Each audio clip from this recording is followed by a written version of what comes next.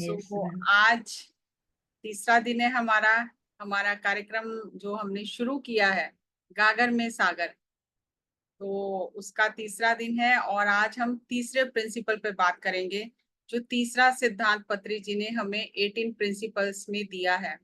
सिद्धांत कल हमने बात की थी कि अंत सिद्ध की हुई बात, जो कर करके बहुत सारे अनुसंधान करके खोज कर करके जो अंत में सिद्ध हो गया कि हाँ ये ठीक है, परफेक्ट है, ये सत्य है, वो उन्होंने हमें मथ मथ के दिया है। और हम इतने ग्रंथों को पढ़ नहीं सकते और उनका जो उसमें सार है वो ग्रहण भी नहीं कर सकते, हमारी इतनी योग्यता नहीं है। और वो सार हमें पत्री जी ने निकाल के दिया। लेकिन शायद वो कहते हैं ना, जब आपको मिलावटी खाना खाने की आदत हो जाती है ना, मिलावटी चीजें खाने की, तो वो जो शुद्ध होती हैं वो पचती नहीं है फिर, क्योंकि आपकी बॉडी की इम्यूनिटी वैसी हो जाती है। तो शायद हमें अपना हाजमा बढ़ाना पड़ेगा, ताकि हम उस सत्य को अपने भीतर धारण कर सके, पचा सके, हमारी बुद्धि उसके अनुसार काम करे। तो अभी शुरुआत करते हैं तीसरे प्रिंसिपल की, क्योंकि इसमें गुरबानी भी मैं लेती हूँ। वैसे तो मैंने पत्री जी के कहने से योग विशिष्ट भी पढ़ा था, और मैंने अष्टावक्र गीता भी पढ़ी थी जब आर्टिकल लिखती थी। तो उसमें बहुत कुछ यही सब प्रिंसिपल्स के हिसाब से मिलता था। और आजकल क्योंकि मैं गुरु ग्रंथ साहब का पाठ कर रही हूँ, तो उसमें भी मुझे यही सब चीजें मिल रही हैं। वही पंक्तियां, वही अर्थ समझ में आ रहे हैं, क्योंकि जब हम गुरबानी पढ़ते हैं तो हमें सिर पर कपड़ा लेके पढ़नी चाहिए। तो इसलिए अब हम उसी तरह से मर्यादा से पालन करेंगे बीच बीच में, क्योंकि वो पंक्तियां आ जाती हैं। तो शुरुआत करते हैं ब्रह्म ऋषि सुभाष पत्री जी, जिन्होंने पिरामिड स्पिरिचुअल सोसाइटीज मूवमेंट की स्थापना की, और फिर उसके लिए एक रोड मैप बनाया। क्योंकि जब भी कोई नक्शा बनाया जाता है, कोई रोड मैप बनाया जाता है, तो उससे बाद में जो चलता है उस रास्ते पर उसे आसानी हो जाती है। अब हम कहीं भी आप देखो कि आजकल तो जीपीएस है, तो वो रोड मैप ही है, हम फटाफट डालते हैं कि यहाँ जाना है, तो जीपीएस हमें रास्ता बता देता है।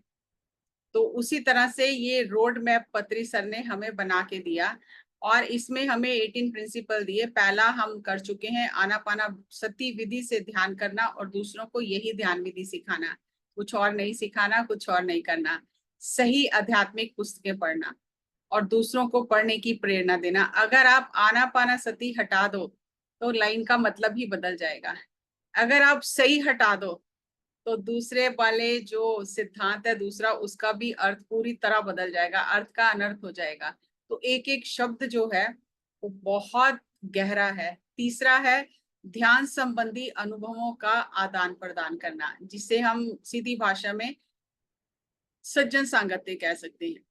कि बार बार पत्री जी ये कहते थे, अपने अनुभव बताओ और दूसरों के अनुभव सुनो। जो लोग पत्री जी से मिले हैं, जिन्होंने पत्री जी के सेशन अटेंड किए हैं, चाहे बड़े कार्यक्रम हो चाहे छोटे कार्यक्रम हो, तो आपने ये चीज जरूर देखी होगी कि कभी भी स्टेज पर जाते ही पत्री सर नहीं बोलते थे। पहले वो सबका सुनते थे, खासकर जो नए लोग आए होते हैं, सभी का अनुभव, कैसे आप आए, ध्यान में कैसे आए, आपका अनुभव क्या है, वो सबका सुनते थे और फिर बाद में बात करते थे। एक बार पत्री जी ने बताया कि वो कहीं गए, और जैसे कि पत्री जी की आदत थी कि वो सबको मंच पर बुलाते थे। अब लोगों ने 1 घंटा दूसरे मास्टर्स बात करते रहे। तो फिर जो ऑर्गेनाइजर था और कुछ लोगों ने पत्री जी के पास आकर कहा कि हमने ये कार्यक्रम तो आपके लिए रखा है, और आप तो अभी तक बोले ही नहीं है, और समय खत्म होने वाला है, आप तो बोले ही नहीं है, तो कार्यक्रम तो हमने आपके लिए रखा था, तो आप बात कीजिए। तो पत्री जी ने कहा, अगर आपको मुझे सुनना है तो पहले सबको सुनना होगा। अगर आपके पास समय नहीं है आप उठकर जा सकते हो, लेकिन कार्यक्रम ऐसा ही होगा, सबकी बात होने के बाद ही मैं अपनी बात करूंगा। तो सारे अनुभव सुनने के बाद फिर पत्री सर ने तब फ्लूट बजाई और सबको मेडिटेशन कराया। कभी भी ऐसा नहीं हुआ, मैंने नहीं देखा कि जाते ही सर ने मंच पे अपना बताना शुरू किया हो और फ्लूट बजाना शुरू किया हो। बहुत सारे ऐसे अनुभव मैंने देखे। तो अब उस समय तो लग रहा था वाव कर देते थे हम, वाव ऐसा भी होता है, लेकिन उनकी गहराई अब समझ में आ रही है। कि एक बार पंचकुला में संगीता नेहरा मैडम है, उन्होंने पत्री सर के कार्यक्रम रखे थे हरियाणा में। तो एक कार्यक्रम में उन्होंने एक म्यूजिशियन को बुलाया था जो फ्लूट बजाता था। अब पत्री सर भी फ्लूट बजाते हैं, तो उनको ये लगा कि सर को ज्यादा समय बजाना नहीं पड़ेगा और ये व्यक्ति बजा लेगा फ्लूट, ये मास्टर बजा लेगा। तो जैसे ही कार्यक्रम शुरू हुआ तो सर ने उस व्यक्ति को कहा, स्वामी जी पहले आप बजाइए। ये नहीं कि मैं बजा लूं, मैं ध्यान करवा लूं और मैं बाद में आपको समय दूंगा, नहीं। बहुत बार ऐसा देखा कि किसी नए व्यक्ति को अगर ध्यान सत्र में संगीत के लिए भी बुलाया जाता था तो सर उसे कहते थे पहले आप बजाइए, जो भी आपको बजाना है, भजन गाना है, आप गा लीजिए, उसके बाद फिर हम ध्यान करेंगे। तब तब सर फ्लूट बजाते थे। तो आदान प्रदान को क्या एक्सचेंज इंग्लिश में कहा जाता है, ये एनर्जी एक्सचेंज है। हमें लगता है अरे इनका अनुभव तो 10 बार सुना है। आप देखो इतने मास्टर थे जिनके अनुभव सर बार बार उन्हें स्टेज पे बुला के सुनते थे। हजारों बार मेरा ही अनुभव सुना होगा, विभा मैडम का सुना होगा। हम बोर हो जाते हैं, अरे फिर इनका ही सुनना पड़ेगा बार बार, लेकिन वो कभी भी बोर नहीं होते थे। वो उसी तरह सुनते थे अनुभव जैसे वो पहली तरह सुन रहे हैं। तो जब हम अपना अनुभव सुनाते हैं और दूसरों का सुनते हैं, तो यहाँ सर ने एक बहुत गहरा सूत्र दिया जो हम उनके जीवन से ही सीख सकते हैं कि जाते ही स्टेज पे आपको शुरू नहीं हो जाना, आपको पहले दूसरों का सुनना है, सुनने की आदत डालनी है और सुनने के बाद फिर आपको अपना शेयर करना है। ज्यादातर क्या होता है, हम अपनी बात करते हैं, दूसरों का सुनते नहीं है, हमारे पास समय नहीं होता, हम स्टेज से उतर जाते हैं और हम अपने काम में लग जाते हैं, अपनी बातों में लग जाते हैं। लेकिन नहीं, ये प्रिंसिपल कहता है कि पहले आप दूसरों का अनुभव सुनो, फिर अपना सुनाओ। एक्सचेंज सिस्टम है ये एनर्जी एक्सचेंज है। तो हमेशा कहीं भी होता था तो सर दूसरों का अनुभव सुनते थे पहले, फिर वो आगे अपनी बात करते थे।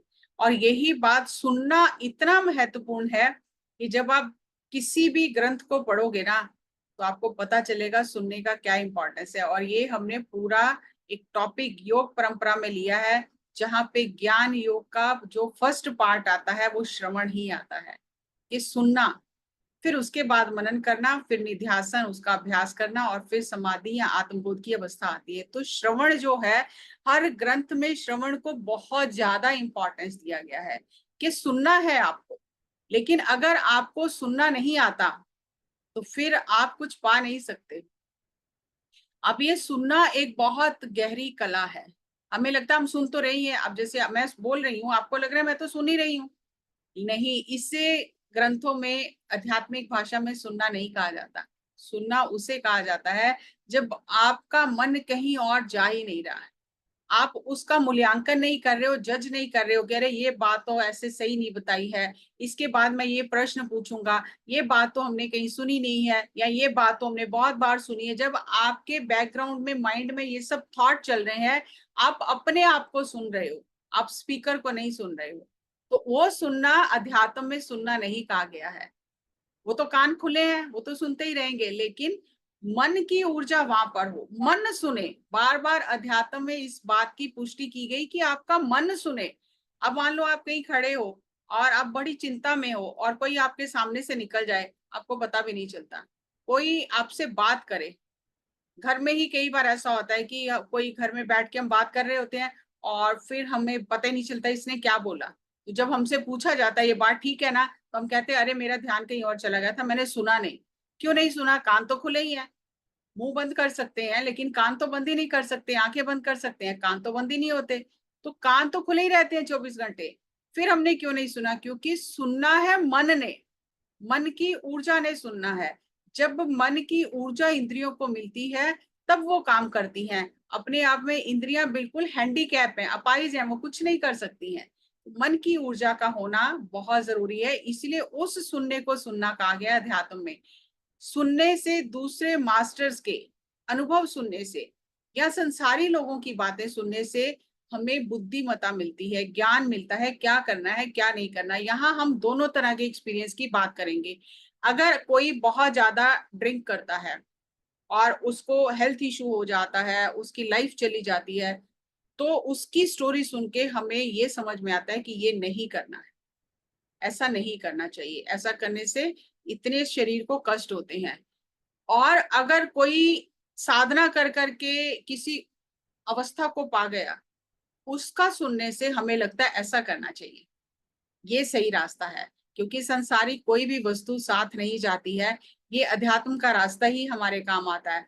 और कई बार हम दूसरे मास्टर्स को सुनते हैं और सुनकर हमें लगता है कि अरे ये तो इतने सालों से, इतने साल सर के साथ हैं, फिर भी वो बात नहीं है इनमें, तो हम उनमें भी कमियां ढूंढने लगते हैं। उनमें कमियां ढूंढने की बजाय हमें वहां ये सीखना है, उनको सुनकर ये सीखना है कि एक मास्टर को क्या नहीं करना चाहिए, क्या करना चाहिए ये तो सब सिखा देंगे आपको, क्या नहीं करना चाहिए उन्हें सुनकर, उन्हें देखकर, उनके अनुभव से हम ये सीखते हैं कि एक मास्टर को क्या नहीं करना चाहिए। लेकिन अगर हम उस शून्य स्थिति में रह के नहीं सुनेंगे, जज करते रहेंगे, अरे ऐसे तो गलत कह दिया, ऐसे थोड़ी होता है, मास्टर को ऐसे थोड़ी करना चाहिए, तो हम अपनी बातें जो हम करेंगे अंदर ही अंदर या दूसरों के साथ, उससे हमारी एनर्जी डाउन हो जाएगी। तो सुनने की जो कला है ये बहुत कम लोगों में है, और मैं इसकी बहुत प्रैक्टिस करती हूँ। विभा मैडम को भी एक बार ये बात बताई थी।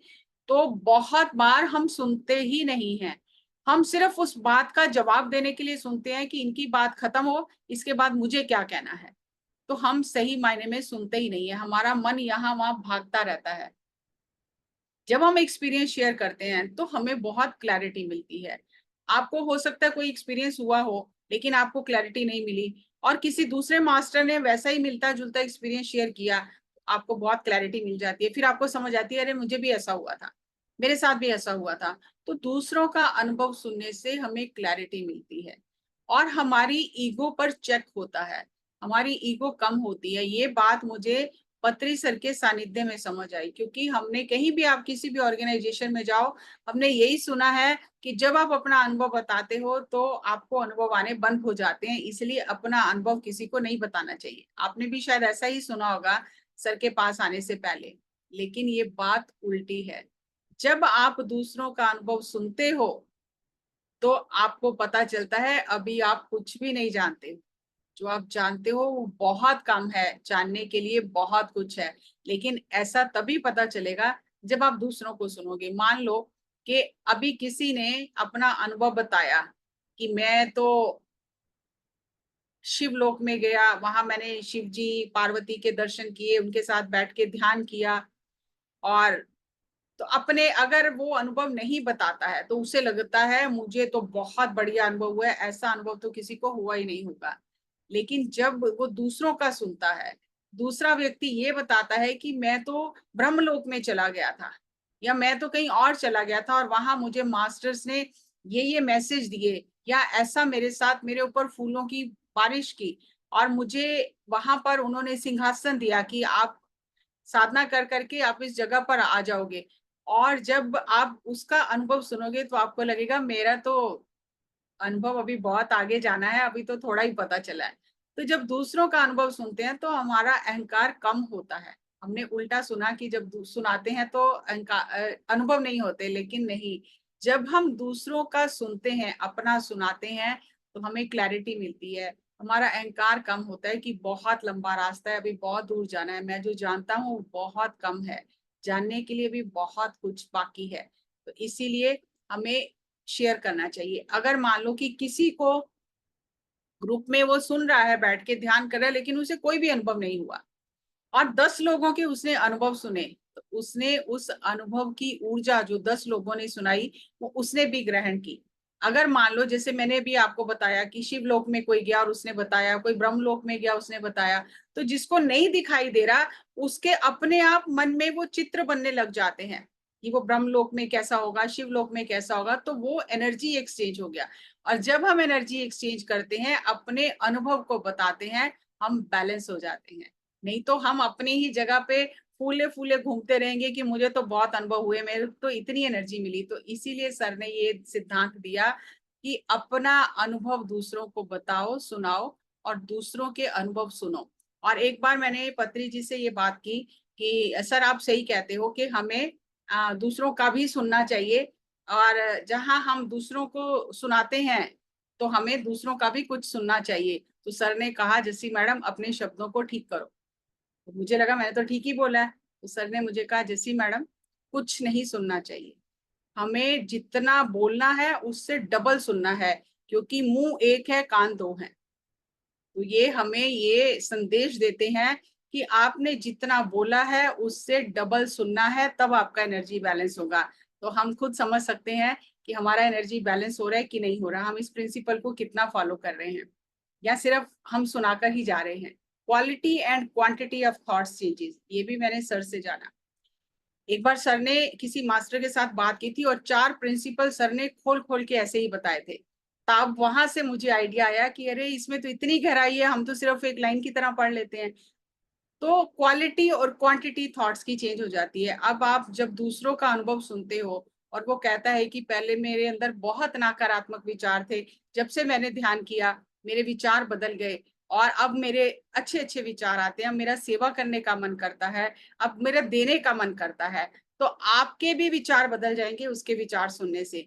तो अगर आपके अंदर भी ऐसी भावना है तो आप ऑटोमेटिकली वो बदलनी शुरू हो जाएगी, क्योंकि अब हमारे विचारों की गुणवत्ता और गणना चेंज हो गई है। 60,000 जो विचार आते हैं वो धीरे धीरे कम होते होते होते होते 10-15 विचार रह जाते हैं। और वो जो 10-15 विचार होते हैं वो भी लोक कल्याण के होते हैं, किसी की बुराई के, कोई नकारात्मक विचार नहीं रहते। लेकिन ये तब होता है जब हम दूसरों का सुनते हैं, जब हम ऐसे मास्टर्स के साथ बैठकर सज्जन सांगत्य करते हैं जिनकी एनर्जी हमें बदल देती है। तो इसीलिए सुनने से, शेयर करने से हम तो आगे बढ़ते ही हैं, लेकिन जिनके साथ हम शेयर करते हैं उन्हें भी बहुत फायदा होता है। Life of master acts as a milestone in our journey. जैसे रास्ते में हम जाते हैं तो हम माइलस्टोन्स पढ़ते हैं ना, कि अभी मान लो मैं यहाँ से अमृतसर जा रही हूँ तो थोड़ी थोड़ी देर बाद माइलस्टोन देखते हैं कि अभी अमृतसर कितना दूर है, कितने किलोमीटर रह गया है। तो जब हम मास्टर्स की जर्नी सुनते हैं, कैसे कैसे कष्टों से निकल कर वो ध्यान में आए और कैसे वो इस अवस्था तक पहुंचे, तो हमें हिम्मत मिलती है। मास्टर्स की जर्नी एक माइलस्टोन की तरह हमारे काम आती है कि अच्छा अभी तो बहुत लंबा चलना है। इसीलिए श्रवण की महिमा का बखान नहीं किया जा सकता, ये ग्रंथों में कहा गया, मैं नहीं कह रही हूँ। सुनना एक कला है और एक विज्ञान है। आपको क्या सुनना है, कितना सुनना है, क्या नहीं सुनना है, क्योंकि जो एक बार कानों से अंदर चला गया वो अपना काम अंदर जाके जरूर करेगा। तो शून्य स्थिति में रह के सुनने का प्रयास करें। जितना कभी किसी को भी सुने, घर में भी किसी की बात सुने, संसारी बात भी सुने अगर, तो जितना आप ध्यान का अभ्यास करते हो उतना शून्य स्थिति में रह के कि मेरे को खाली सुनना है, मेरे पीछे कोई थॉट्स नहीं आने चाहिए, कोई विचार नहीं चलने चाहिए कि इसके बाद ये कहना है, इसके बाद ये कहना है, ये सही कह रहा है, ये गलत कह रहा है। नहीं, वर्तमान में रह के खाली सुनना है। और ये मैंने बहुत सीखा सर से कि जब भी वो सुनते थे किसी को, इतना 100% उसमें इन्वॉल्व होके सुनते थे, कहीं भी उनका इधर उधर नहीं जाता था, इतना उसमें इन्वॉल्व होके सुनते थे। और फिर जब उसकी बातों को सम अप करते थे तो वह हैरान हो जाती थी, क्योंकि जब आपने इतनी तन्मयता से सुना है एक एक शब्द, तभी आप उसका निचोड़ बता सकते हो। अगर आपने ढंग से सुना ही नहीं है तो आप निचोड़ क्या बताओगे। तो ये इसलिए सुनने की बहुत महिमा है और ये सुनने की कला को हमें विकसित करना है। और इसी बात को गुरबानी में, जो पहली बानी गुरु नानक देव जी ने उचारी जब वो यात्रा पर निकले घर परिवार को छोड़कर, तो उसमें पहली बानी जो जपजी साहिब जिसे हम कहते हैं, उसमें 4 जो पद हैं वो सुनने के ऊपर ही है। अब इतनी कौन सी सुनने में बात थी कि उन्हें उसके लिए 4 पद लिखने पड़े। तो उसमें उन्होंने जो लिखा है, ये जब मैंने ये प्रिंसिपल को समझा तब मुझे ये बात पकड़ में आई। पाठ तो मैं बचपन से ही कर रही थी। तो उसने कहा कि उसमें उन्होंने कहा है कि सुनते सुनते आपको शिव ब्रह्मा और इंद्र की पदवी प्राप्त हो जाएगी। सुनते सुनते, मैं वाणी नहीं पढ़ रही हूँ, मैं सिर्फ आप उसका अर्थ थोड़ा सा आपको बता रही हूँ। सुनते सुनते आपको योग के भेद, अपने शरीर के भेद, आपको चक्र, स्मृतियां, वेद, सब कुछ जो बॉडी में है, जो ब्रह्मांड में है, सुनते सुनते वो राज खुलने लग जाएंगे। और जो इस तरह से सुनता है तो उसके दुखों का नाश हो जाता है। और वो हमेशा आत्मा के स्तर पर आगे ही बढ़ता रहता है, वो ब्लिसफुल स्टेट में रहता है। ये मैंने एक ही पद लिया है, इसमें उन्होंने बहुत 4 पद में बहुत कुछ कहा है कि सुनते सुनते अंधे को मार्ग मिल जाता है, सुनते सुनते सागर पार हो जाते हैं, सुनते सुनते हम जो चाहे वो पा लेते हैं सिर्फ सुनने से। तो उन्होंने जो इतना सुनने पे जोर दिया है, वो कैसा सुनना है? ऐसे तो हम सुन ही रहे हैं, लेकिन ये सुनना वो सुनना नहीं है। वो सुनना है पूरी ऊर्जा के साथ वर्तमान में रहकर शून्य स्थिति में सुनना, कि बस हम सुन ही रहे हैं, आगे कुछ विचार नहीं कर रहे, पीछे कुछ विचार नहीं कर रहे। हम ये नहीं सोच रहे इसकी आवाज तो उनके साथ मिलती है, ये तो उनके जैसे सेशन लेती हैं, इन्हें तो ज्ञान है, इन्होंने तो सर के साथ इतना समय बिताया है। तो आप सुन नहीं रहे हो, तब आप अपने आप को सुन रहे हो, अपने अंदर में जो कहा जा रहा है उससे नहीं सुन रहे हो। इसीलिए सुनने का, श्रवण का इतना ज्यादा महत्व गुरबानी में बताया गया। ये मैंने थोड़ा सा आपके साथ लिया है, डिस्कस किया है। जब हम सुनते हैं तो ये हम अपने मन की सफाई करते हैं, अपने दिमाग की सफाई करते हैं अंदर, अपने मन को, अपने दिमाग को शुभ विचारों से सजाते हैं, उसे सींचते हैं हर दिन।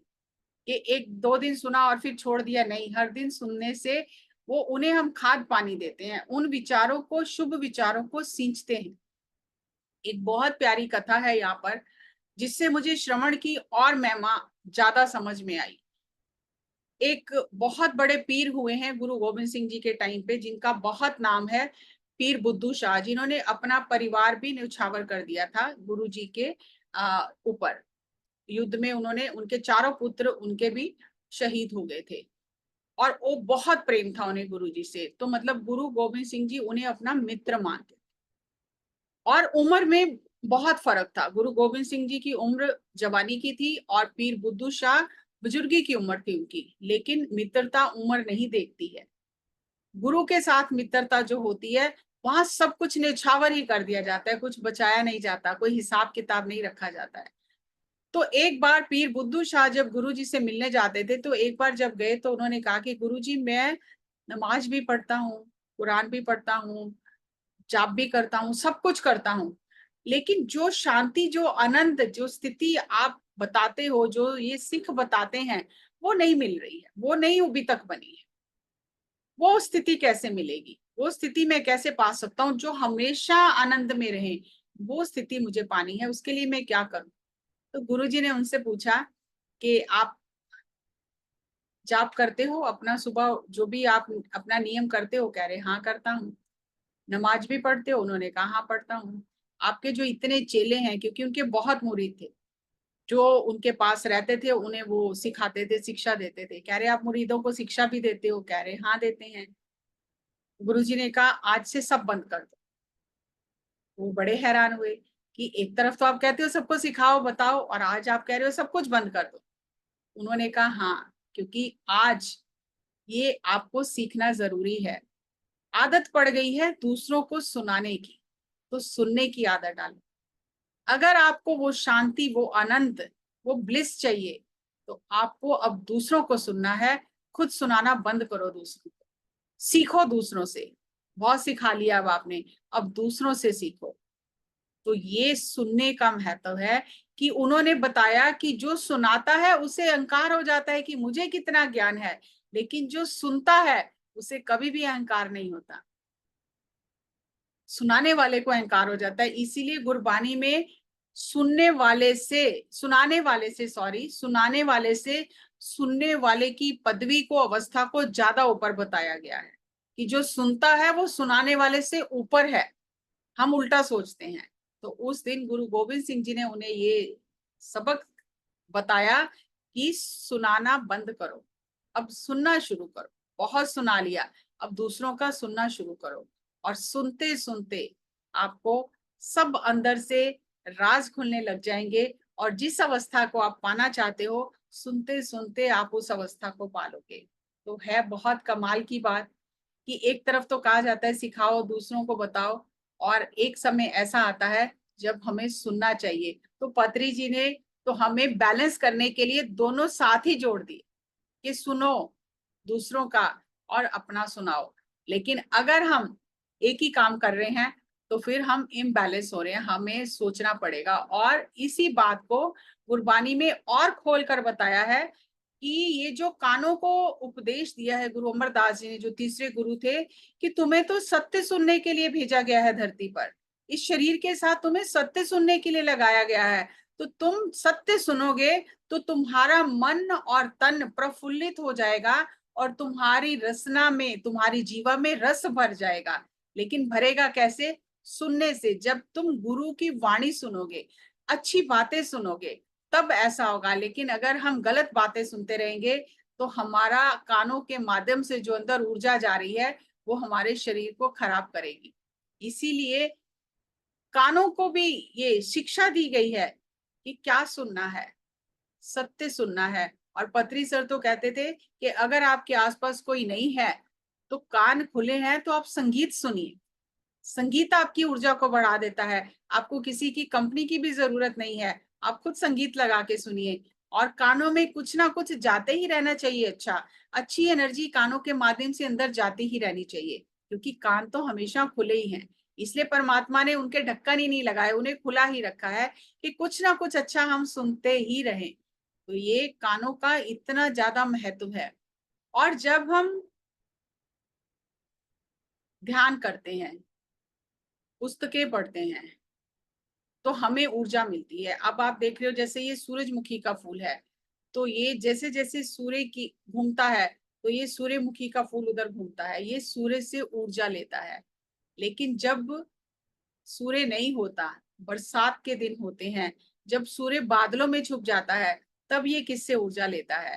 तो ये बहुत कमाल की बात है कि तब सूर्यमुखी के जो फूल होते हैं वो एक दूसरे की तरफ मुंह कर लेते हैं, एक दूसरे से ऊर्जा लेते हैं। तो ये सज्जन सांगत्य का महत्व है। कई बार जिंदगी में ऐसी चुनौतियां आ जाती हैं, आप ध्यान भी नहीं करते हो, मन नहीं लगता, स्वाध्याय करने का मन नहीं करता, बहुत परेशान हो, बहुत बेचैन हो, कुछ समझ में नहीं आ रहा, तो उस समय सज्जन सांगत्य से आप ऊर्जा ले सकते हो। किसी मास्टर से बात करके, ठीक है आपका मन नहीं लगा ध्यान में, लेकिन जब आप मास्टर्स के अनुभव सुनते हो तो आप उनकी ऊर्जा को ग्रहण करते हो। और सज्जन सांगत्य आपको उस परिस्थिति से उबार लेता है। वैज्ञानिकों ने खोज की, एक रेडवुड फॉरेस्ट है, तो उन्होंने खोज की, जैसे ये सूर्यमुखी का उन्होंने देखा, इसी तरह उन्होंने रेडवुड फॉरेस्ट के ऊपर खोज की कि रेडवुड फॉरेस्ट में बहुत पतले पतले से उनके पेड़ जो होते हैं, उनकी जड़ें गहरी नहीं होती हैं, बहुत धरती के ऊपर ऊपर फैली होती हैं। लेकिन जब भी आंधी तूफान भूचाल आते हैं तो कोई भी पेड़ गिरता क्यों नहीं है? इतने कमजोर हैं, उनकी जड़ें भी जमीन में गहरी नहीं है, फिर वो गिरते क्यों नहीं है? तो जब ये खोज की गई तो पता चला कि जैसे जैसे छोटे छोटे पौधे उगते हैं धरती पर, तो जो बड़ा पेड़ होता है उसके आसपास जो बड़े पौधे होते हैं उसकी जड़ों को पकड़ लेते हैं, छोटे पेड़ की जड़ों को। तो वो पूरे धरती में नीचे, वो उनके पूरे पेड़ों की जड़ों का ऐसा जाल बन जाता है, वो एक दूसरे को पकड़े रखते हैं, फिर वो कोई भी पेड़ गिरता नहीं है, क्योंकि उन्हें बड़े पेड़ का सपोर्ट मिला हुआ है। तो इसी तरह से वो अपना नेटवर्क बनाते हैं और सब पेड़ खड़े रहते हैं। तो सज्जन सांगत्य वही नेटवर्क है जो हमें किसी भी परिस्थिति में गिरने नहीं देता है। और शंकराचार्य जी ने कहा है, काते कांता धनगत चिंता वातुल किम तवा न्यास्ति नियंता त्रिजगति सज्जन संगति रेखा भवती भवान अवतरणे नौका।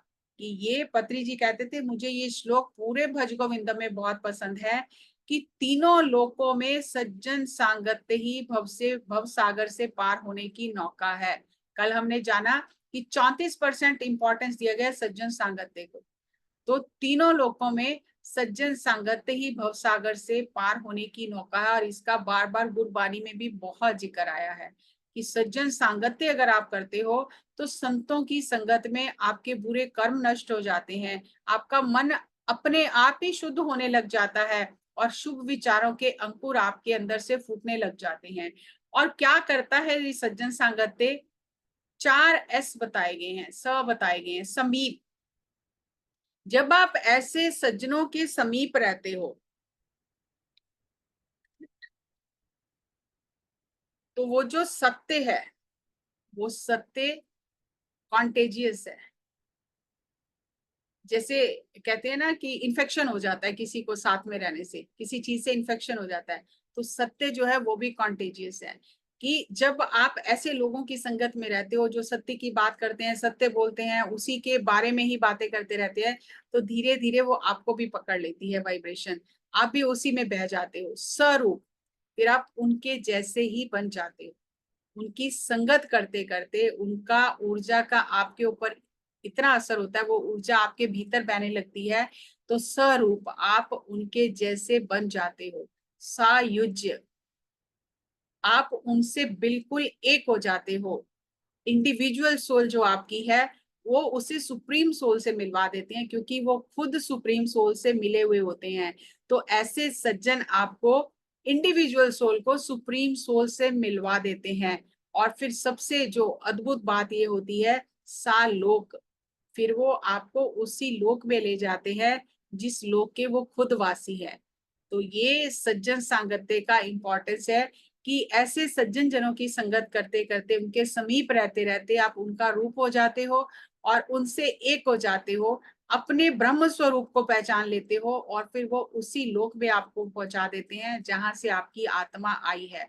बाइबल में कहा गया है, tell me who your friends are and I will tell you who you are. आप के मित्र कौन है, बस इतना मुझे बता दो, तो मैं आपको बता दूंगा आपका जीवन कैसा है। He who walks with the wise will become wise, and he who lives in the company of fools will suffer। जो बुद्धिमानों के साथ रहता है, सज्जन पुरुषों के साथ रहता है, वो सज्जन बन जाता है। जो मूर्खों के साथ रहता है, फिर वो मूर्ख बन जाता है। हमें स्पिरिचुअल साइंटिस्ट जो हैं उनके साथ रहना है, उनके बुक्स पढ़ने हैं, उनके जीवन कैसे उन्होंने जिया, कैसे उन्होंने साधना की, उनकी कथाएं सुननी है, उन पर विचार करना है। तो हम भी आध्यात्मिक वैज्ञानिक बन जाएंगे, क्योंकि जो मास्टर होते हैं उनकी विजडम बिल्कुल अलग होती है, वहां तक हमारी सोच भी नहीं पहुंच सकती है। तो ये मैंने जो बुद्धा का पिक्चर लगाया है, ये पत्री सर की गाड़ी का पिक्चर है। बहुत साल पहले 2014 में मैं सर के साथ ट्रैवल कर रही थी, और मैंने सर को कहा कि सर, बुद्ध पूर्णिमा के बाद हम सर के साथ करनूल के पिरामिड देखने जा रहे थे। तो मैंने सर को कहा, सर कुछ कॉन्सेप्ट बताओ गाड़ी में। तो सर ने बोला, इतने दिन से कॉन्सेप्ट सुन रहे हो, मैं नहीं बताऊंगा कोई भी कॉन्सेप्ट। तो मैंने कहा ठीक है। अब मैं गाड़ी में बैठी थी, अचानक मेरी नजर पड़ी तो सर की गाड़ी में जो बुद्धा था, उसका जो बैक है वो गाड़ी के अंदर की तरफ है और फेस गाड़ी के बाहर रोड की तरफ है। तो देख के मुझे बड़ी हैरानी हुई कि हम लोग तो, जो भी लोग गाड़ी लेते हैं, वो ऐसा गुरु का जिसका भी रखते हैं मूर्ति, वो फेस अंदर की तरफ रखते हैं और पीठ सड़क की तरफ होती है। तो मैंने सर को कहा, सर आपने तो मुझे कॉन्सेप्ट नहीं बताया, लेकिन मुझे तो कॉन्सेप्ट मिल गया।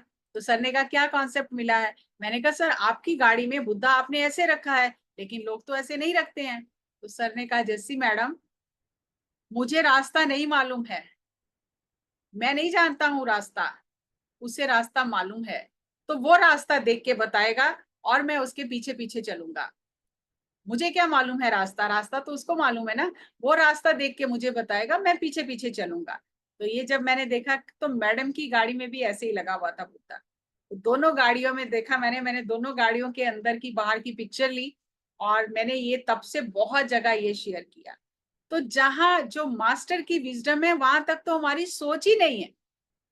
तो जब हम मास्टर के साथ रहते हैं, उसके ज्ञान को लेते हैं, तो हमारा जीवन अपने आप ही बदलना शुरू कर देता है, बदल जाता है हमारा जीवन मास्टर के सानिध्य में। इसीलिए जो पत्री सर ने सिद्धांत दिए हैं कि एक्सपीरियंस का एक्सचेंज बोला है, ये नहीं कहा कि अपना सुनाओ और चले जाओ, नहीं, एक्सचेंज ऑफ एक्सपीरियंस। और कितना एक्सचेंज, कि एक मुंह दिया है तो 50% अगर बोलना है तो 100% सुनना है।